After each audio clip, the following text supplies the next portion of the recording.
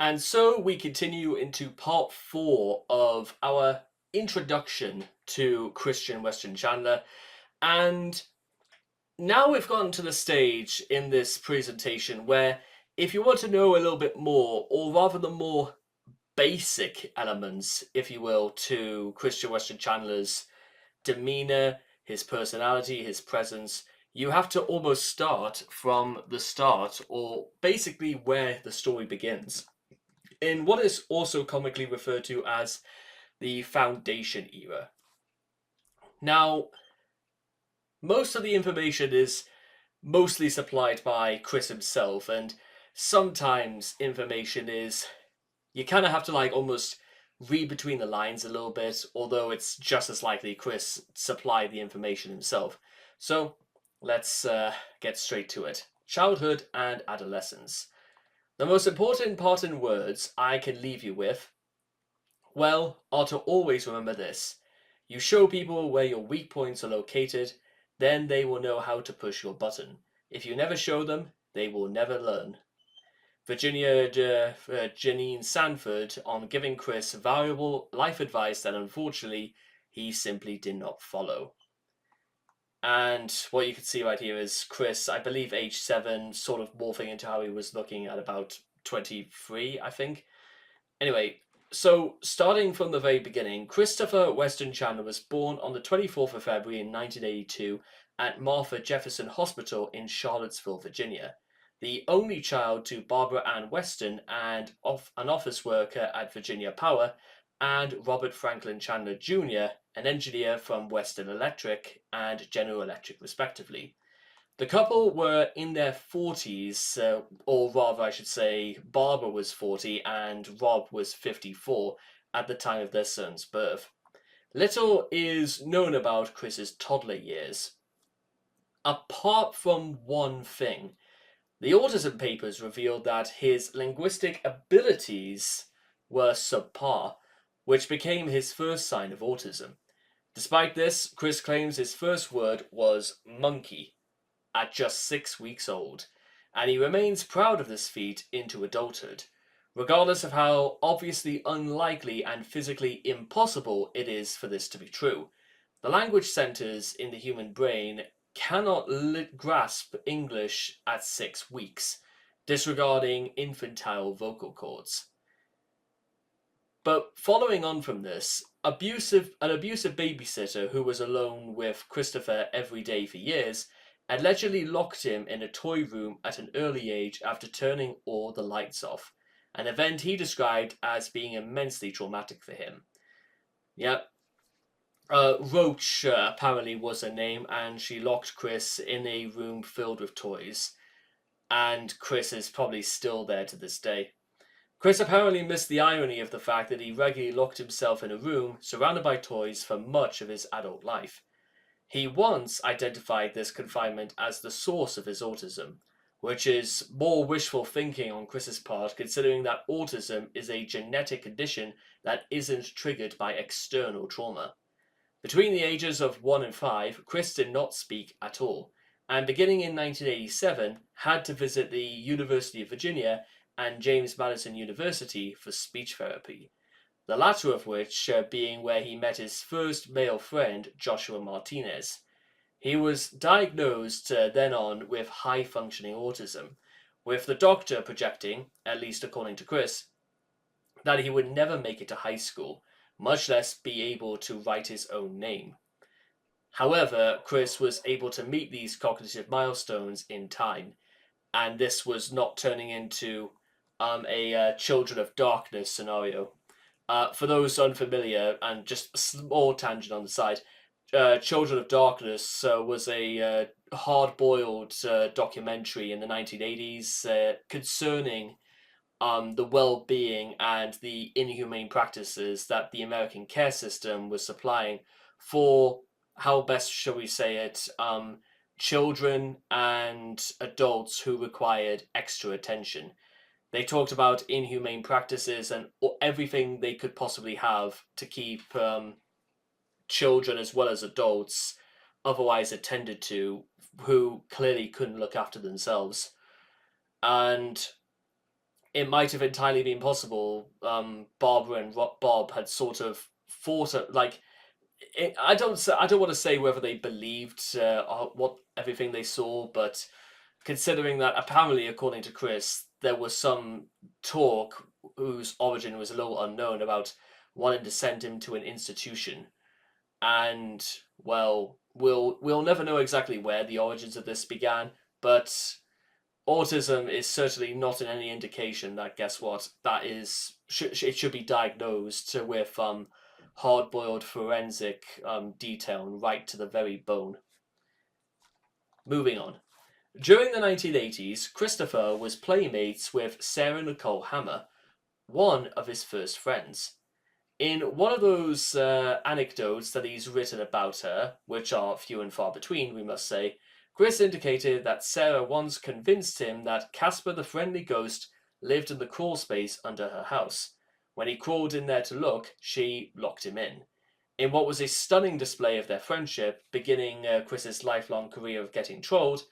Despite this, Chris maintained a fondness for her, establishing a lifelong pattern of excusing the behavior of pretty girls while holding deep grudges against those for lesser slights. Now Chris spent the early 90s, 90 to 91, school year in the 4th grade at Nathaniel Green Elementary School, until his parents pulled him out of classes over a mysterious dispute. Chris claims that he was forcibly restrained by the school's faculty who recorded his screams, and that he was made to sit on the lap of the principal, an experience that supposedly inspired his homophobia. Chris later proclaimed that the abuse from the staff was the most traumatic experience of his life. It's possible that Chris's opinions about these events are colored more by his parents' attitudes rather than his own memories. Anyway, apparently because this was not let go, because the issue then went to court, with Greene County seeking to have Chris sent to a special needs school. Chris was homeschooled throughout the 5th grade during these proceedings. While being homeschooled, the animatronic bear, Leonard Bernstein, misheard Christopher's first name and called him Christian, which inexplicably convinced Christopher to later have his name legally changed. When his family exhausted all legal resource, Chris and his father relocated to Richmond so that Chris could continue his education in a different school system, starting with the 6th grade at Providence Middle School. He described his time there as pleasant, although he was often bullied by his classmates. His teacher, Virginia Janine Sanford, helped him to develop social skills and cope with bullying, and Chris later called her the most influential person in his life. At the age of 11, Chris would enter and win the Sonic the Hedgehog Watch and Win sweepstakes. On his 12th birthday, he enjoyed a $1,000 shopping spree as his prize, with the TV station's coverage of the event focusing on Chris's autism, regarding the contest win as a worthy accomplishment due to his mental condition. Chris put footage from this newscast on YouTube long before he was known to the general public, and it remains the most solid evidence that he is not an elaborate troll. This incident is often cited as the beginning of Chris's tendency to use his autism as leverage for special treatment, as well as his fascination with toys and video games at the expense of more mature pursuits. It has also led Chris to constantly enter contests in hopes of winning big, or else becoming infuriated and malignant to the winners when he loses, which is more often than not. And there is a little bit more to cover, and it's more about his more senior years in high school. Chris spent much of his time in high school playing video games at home, reading Goosebumps novels, and hanging out with his gal pals and friends at school. Though, as it turned out, many of these gal pals were arranged friendships set up by Chris's parents and the school principal. It was at this time that he first put his creative talents to use. With the inventions of Bionic the Hedgehog and Sonichu, the later of which was created for a simple project in school because he simply couldn't use copyrighted characters. The irony, of course, that Chris's own solution to that problem was to merge 2 copyrighted characters into a new character is somehow still lost on him, even to this very day. After inventing his magnum opus with the character of Sonichu, Chris began to incorporate his original character into everything that he could. Although his passion, shall we call it, for his character wouldn't truly surface until he got to college. Now, despite Chris's claims of being an honest student, records suggest a more mediocre academic career. His high school graduation was marked by a tearful outburst because the art award he wanted was given to someone else. He honestly thought he deserved the award more than anyone else because he worked on it so hard, despite his autism, and ignoring the likelihood that the artistic achievements of his peers were simply better. Another reason for his sorrow was his fear that he might soon have to grow up and start acting like an adult, a phase of his life that his parents had not properly prepared him for. And, well, it was fast approaching. Evidently, this fear was unfounded. Since leaving high school and the happiest years of his life, Chris has been unwilling and unable to progress in any other aspect of his life, and has unfortunately even regressed in several key areas as he has gotten older. He remains trapped in a childish year 2000 times status, as he believes that whatever he was doing at the time was what helped him attract female companions.